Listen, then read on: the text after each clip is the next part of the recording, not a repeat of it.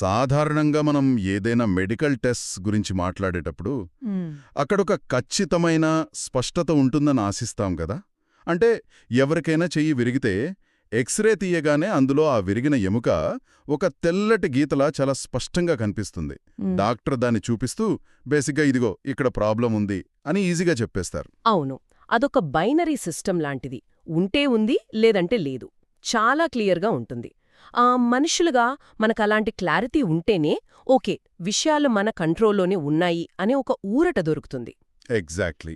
కానీ ఈ ప్రభుత్వ ఉద్యోగాల పోటీ పరీక్షల ప్రిపరేషన్లోకొచ్చేసరికి, ముఖ్యంగా ఈ కరెంట్ అఫైర్స్, పాలసీల విశ్లేషణ దగ్గర ఆ ఎక్స్రే మెషిన్ ఉన్నట్టుండి ఆగిపోయినట్లనిపిస్తోంది. ఏది అంత స్పష్టంగా ఉండదు. ముక్కల ముక్కలుగా ఉన్న సమాచారం, ఎక్కడో మొదలై ఇంకెక్కడో ముగిసే ప్రభుత్వ స్కీమ్లు, అంటే ఇదంతా ఒక పెద్ద చిక్కుముడిలా అనిపిస్తోంది. నిజమే, చాలామంది అభ్యర్థులు అక్కడే కన్ఫ్యూజ్ అవుతుంటారు.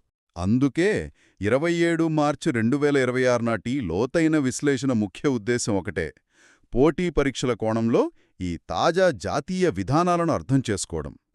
మన ముందున్న ఈ వార్తలను, రిపోర్ట్లను కేవలం గుడ్డిగా బట్టి పట్టకుండా ఒక లాజికల్ స్టడీ అవుట్లైన్ లాగా ఎలా మలుచుకోవాలో ఈ సెషన్లో చూద్దాం. సరే, దీన్ని విడమర్చి చూద్దాం. ఖచ్చితంగా.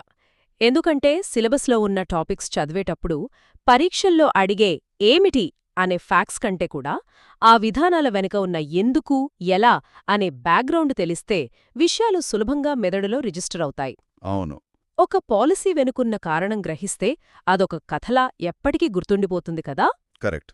సో ముందుగా దేశ ప్రగతికి పునాది అయిన ఫిజికల్ మరియు డిజిటల్ కనెక్టివిటీ పాలసీలతో మన విశ్లేషణను స్టార్ట్ చేద్దాం.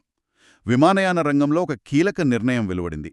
ఉడే దేశ్ కా ఆమ్ నాగరిక్, అంటే మనందరికీ తెలిసిన ఉడాన్ పథకం ఉంది కదా. యా, ఉడాన్. దాని సవరించిన వర్షన్కి కేంద్ర కేబినెట్ ఆమోదం తెలిపింది. ఈ స్కీమ్ ఫైనాన్షియల్ ఇయర్ 27 నుండి 36 వరకు, అంటే రాబోయే 10 ఏళ్లపాటు అమలు కానుంది. దీనికి కేటాయించిన బడ్జెట్ 28,840 కోట్ల రూపాయలు. ఓకే, చాలా పెద్ద అమౌంట్ ఇది. అవును. ఇది 120 కొత్త డెస్టినేషన్స్ని, సుమారు 40 మిలియన్ల ప్రయాణికులను టార్గెట్ చేస్తోంది. అయితే ఇక్కడ నాకొక డౌట్ వస్తుంది. మనం తరచుగా ఈ ఎయిర్లైన్స్ అన్నీ నష్టాల్లో ఉన్నాయని వార్తల్లో చూస్తుంటాం కదా. అలాంటప్పుడు ఈ 28,000 కోట్లు నేరుగా ఆ కంపెనీలకిచ్చేస్తున్నట్లా? అసలు ఈ స్కీమ్ గ్రౌండ్ లెవెల్లో ఎలా పనిచేస్తుంది? ఆ ప్రశ్న అడగడం చాలా ముఖ్యం. ఎందుకంటే ఎగ్జామ్స్లో కేవలం బడ్జెట్ అంకెలు మాత్రమే కాకుండా స్కీమ్ ఫంక్షనింగ్ మీద కూడా స్టేట్మెంట్ బేస్డ్ క్వశ్చన్స్ వస్తాయి. ఈ డబ్బు ఎయిర్లైన్స్కి ఊరికే ఇవ్వరు. బేసిక్గా దీన్ని వయబిలిటీ గ్యాప్ ఫండింగ్ అంటారు, అంటే VGF అన్నమాట. ఓకే, వయబిలిటీ గ్యాప్ ఫండింగ్ అంటే? అంటే టైర్ 2, టైర్ 3 నగరాల మధ్య ఫ్లైట్స్ నడపడం స్టార్టింగ్లో ఎయిర్లైన్స్కి అస్సలు లాభసాటి కాదు. సీట్లు ఖాళీగా ఉంటే వాళ్లకు భారీ నష్టాలొస్తాయి. ఆ నష్టభయాన్ని పోగొట్టడానికి ఖాళీగా ఉన్న సీట్లకు కొంత అమౌంట్ని ప్రభుత్వం భరిస్తుంది. ఓహో. దీనివల్ల ఏంటంటే విమానయాన సంస్థలు ఆ కొత్త రూట్లలో ప్రయోగాలు చేయడానికి కాస్త ధైర్యంగా ముందుకొస్తాయి. రైట్, అంటే రిస్క్ను ప్రభుత్వం తీసుకుంటుందన్నమాట. ఇది ఒక రకంగా చెప్పాలంటే టైర్ 2, టైర్ 3 నగరాల మధ్య ఆకాశంలో కనబడని ఒక అదృశ్య హైవేను నిర్మించడం లాంటిది. అబ్సల్యూట్లీ. కానీ కేవలం దేశీయ ప్రయాణాలు పెరిగితే సరిపోదు కదా. దేశీయంగా కనెక్టివిటీ పెంచుతున్నాం సరే, మరి ఇంటర్నేషనల్ ప్రయాణికుల రాకపోకలు, వాళ్ల సెక్యూరిటీ సంగతేంటి? ఇక్కడ ఒక ఇంట్రెస్టింగ్ పాయింట్ ఉంది. ఈ ఫిజికల్ కనెక్టివిటీకి ప్యారలల్గా దాన్ని మానిటర్ చేసే డిజిటల్ కనెక్టివిటీ కూడా అంతే స్పీడ్గా విస్తరిస్తోంది. ఇమ్మిగ్రేషన్ సిస్టమ్ను మోడర్నైజ్ చేసే డిజిటల్ వ్యవస్థను చూస్తే ఇది మనకు స్పష్టంగా అర్థమవుతుంది. అంటే IVFRT స్కీమ్ గురించే కదా మీరు చెప్పేది? అవును, immigration, visa, foreigners registration and tracking scheme. దీని గడువుని రీసెంట్గా పొడిగించారు కదా. యా, మార్చి 31, 2021 వరకు పొడిగించారు. దీనికోసం 1,800 కోట్ల రూపాయల బడ్జెట్ కేటాయించారు. అంటే ముందనుకున్న డెడ్లైన్ మార్చ్ 2026తో ముగియాల్సింది, దాని మరో 5 ఏళ్లు ఎక్స్టెండ్ చేశారన్నమాట. ఇది MHA అంటే హోం వ్యవహారాల మంత్రిత్వ శాఖ కింద పనిచేస్తుంది. కానీ ఇది ఎగ్జాక్ట్గా ఏం చేస్తుంది? ఇది 2025లో వచ్చిన ఇమిగ్రేషన్ అండ్ ఫారినర్స్ యాక్ట్కి అనుగుణంగా బ్యూరో ఆఫ్ ఇమిగ్రేషన్ ద్వారా రన్ అవుతోంది. అంటే ఇది కేవలం ఏదో ఒక వెబ్సైట్ కాదు, ఇదొక భారీ బయోమెట్రిక్ మరియు డేటాబేస్ నెట్వర్క్. ఓకే. విదేశీయులు వీసా అప్లై చేసుకున్నప్పట్నుండి వాళ్లు మన దేశంలో అడుగుపెట్టడం, హోటల్స్లో చెక్ ఇన్ అవ్వడం, మళ్లీ తిరిగి వెళ్లిపోవడం, ఈ మొత్తం ప్రాసెస్ని ఒకే గొడుగు కింద ట్రాక్ చేస్తోంది. వావ్! మొత్తం ఎండ్ టు ఎండ్ ట్రాకింగ్ అన్నమాట. అవును.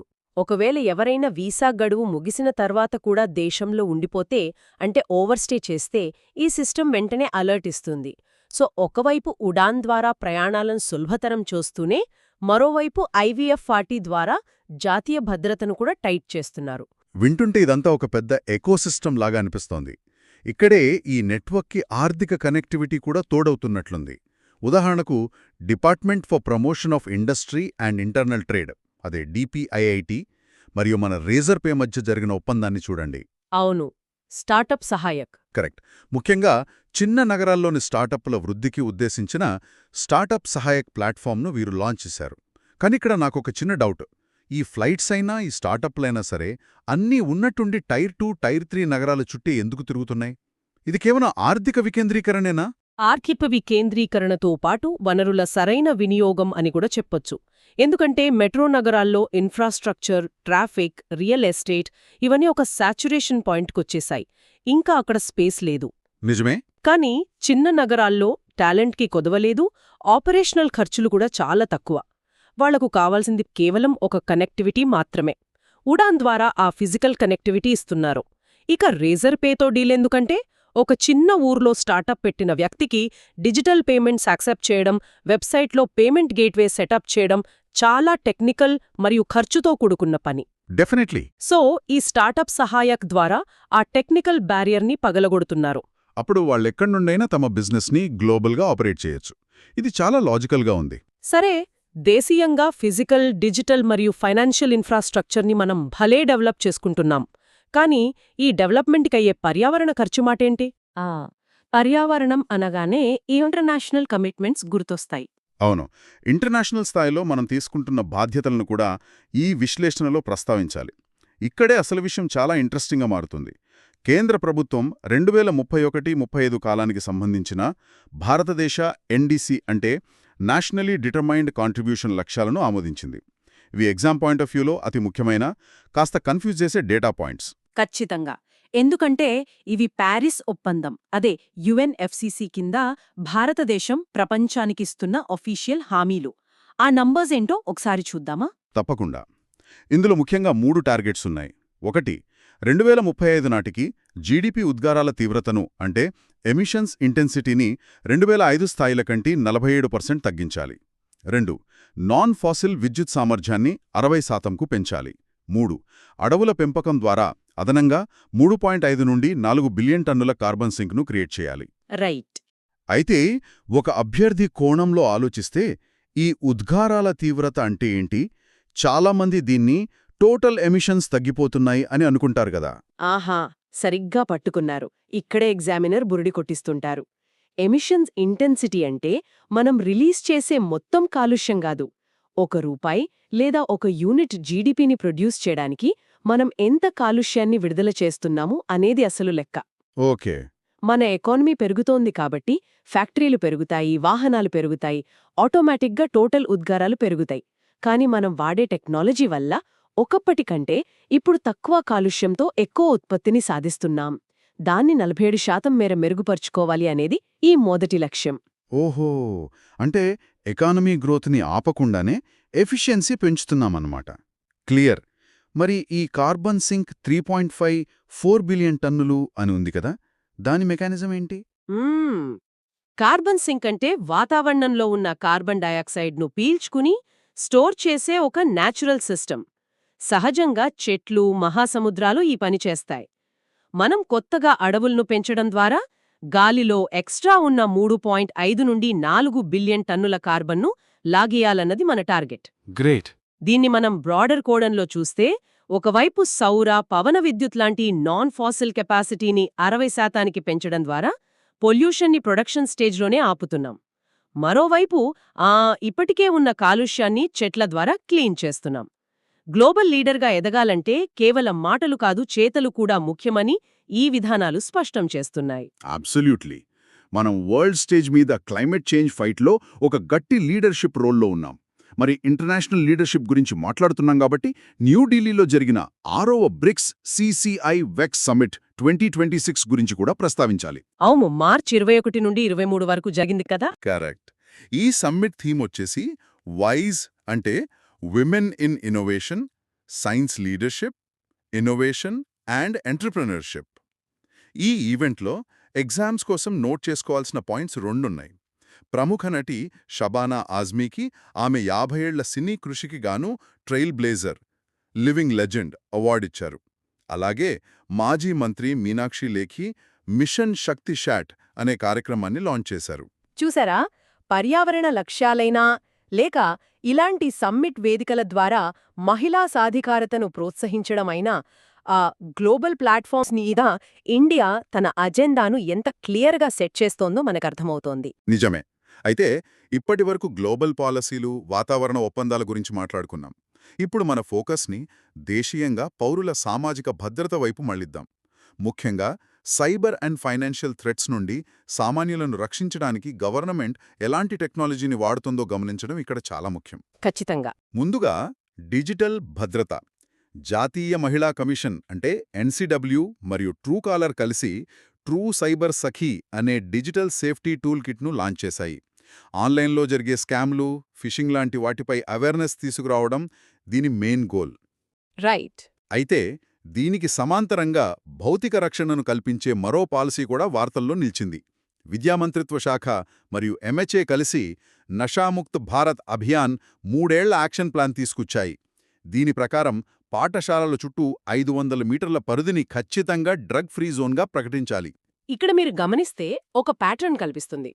డిజిటల్ వరల్డ్లో స్కామర్ల నుండి కాపాడ్డానికి సైబర్ సఖీ లాంటి వర్చువల్ షీల్డ్ ఎలా అయితే పనిచేస్తోందో, ఫిజికల్ వరల్డ్లో స్టూడెంట్స్ని మాదక ద్రవ్యాల నుండి రక్షించడానికి ఈ 500 మీటర్ల బఫర్ జోన్ అనే ఫిజికల్ షీల్డ్ అలా పనిచేస్తోంది. భద్రత అనేది మల్టీ డైమెన్షనల్గా ఉండాలన్నది ఇక్కడ ఉద్దేశంలా ఉంది. అవును, ఇది ఇంకొక ముఖ్యమైన ప్రశ్నను లేవనెత్తుతుంది.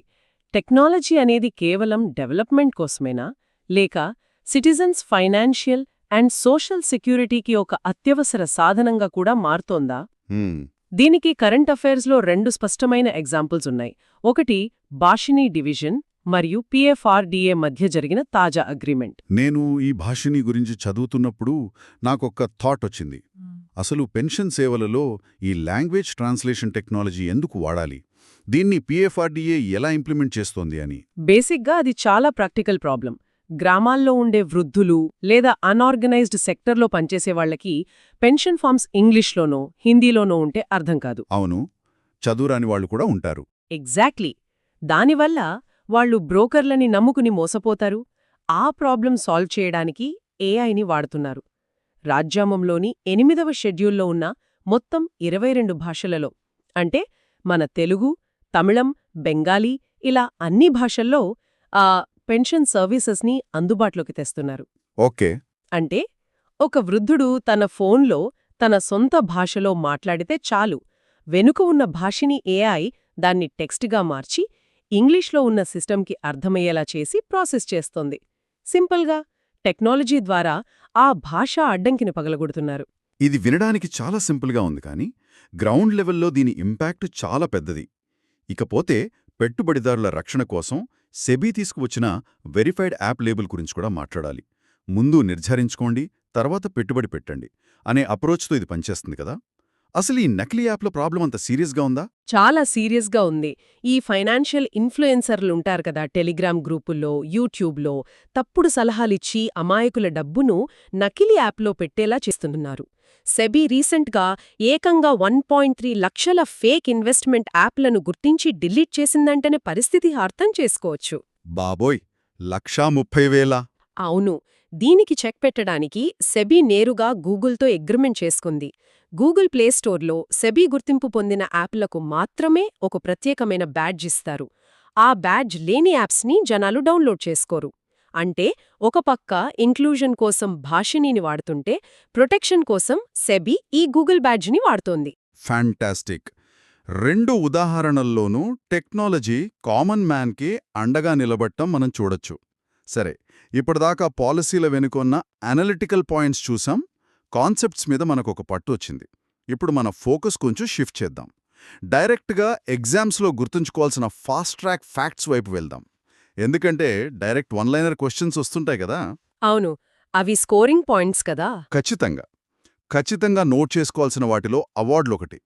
ప్రముఖ బెంగాలీ రచయిత రామ్ కుమార్ ముఖోపాధ్యాయకు ఆయన రాసిన హర పార్వతి కథ అనే నవలకు ప్రతిష్టాత్మకమైన 35వ సరస్వతి సమ్మాన్ అవార్డు దక్కింది. ఇది 2025 సంవత్సరానికి గాను ఇచ్చారు. ఈ కేకే బిర్లా ఫౌండేషన్ వాళ్ళు ఇచ్చే అవార్డు కింద 15 లక్షల రూపాయల క్యాష్ ప్రైజ్ ఇస్తారు. అలాగే ఇంటర్నేషనల్ ర్యాంకింగ్స్ కూడా స్కిప్ చేయకూడదు.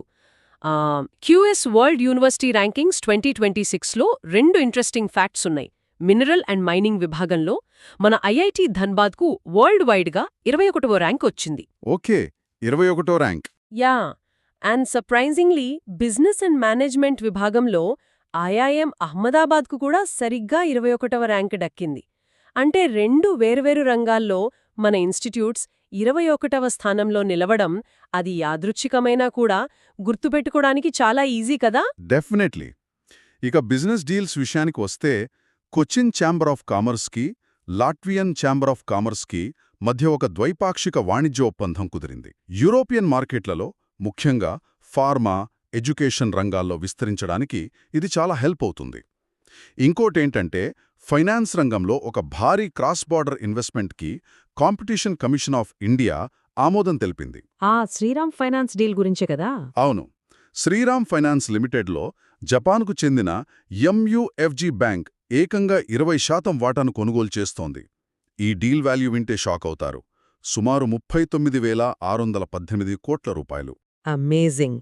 విదేశీ బ్యాంకులు మన ఎన్బిఎఫ్సిలపై, అంటే నాన్ బ్యాంకింగ్ ఫైనాన్షియల్ కంపెనీలపై ఎంత నమ్మకం ఉంచాయో ఈ ఒక్క డీల్ చూపిస్తోంది.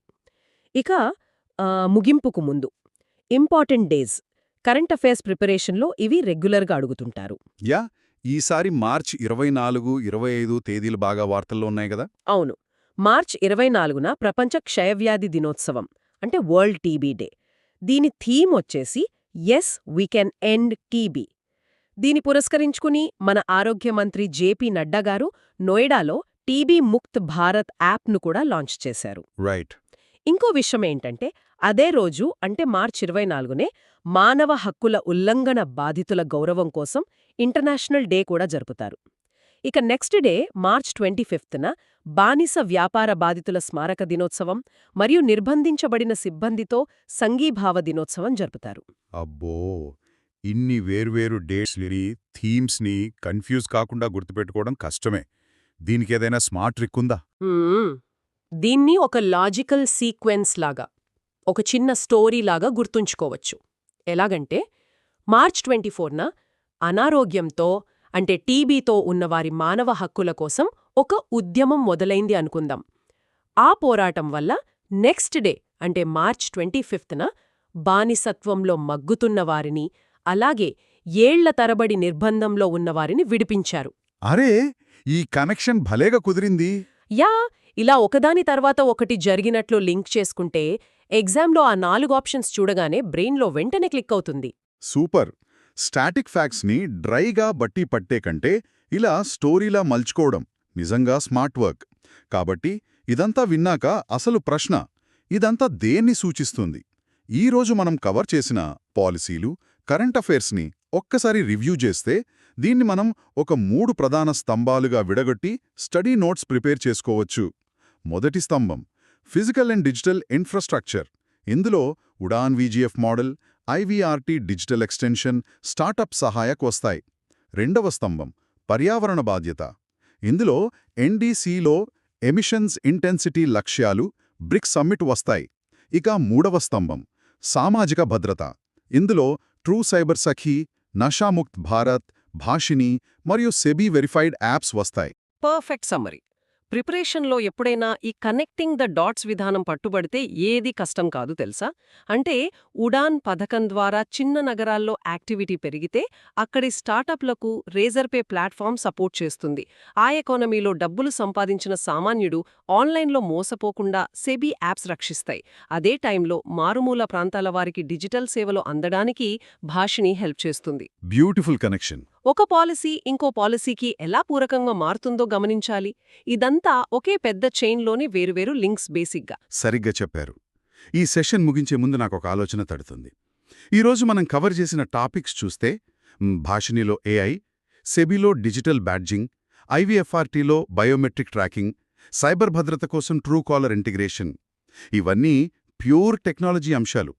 ప్రభుత్వ పాలనలో టెక్నాలజీ ఒక టూల్ అన్న స్థాయి నుండి టెక్నాలజీనే పాలనగా మారుతున్న దశకు మనం వచ్చేశాం. అవును, డౌట్ లేదు. రేపు భవిష్యత్తులో ప్రభుత్వ ఉద్యోగాల పరీక్షలు కేవలం పాలసీల పేర్లడిగి వదిలేవు.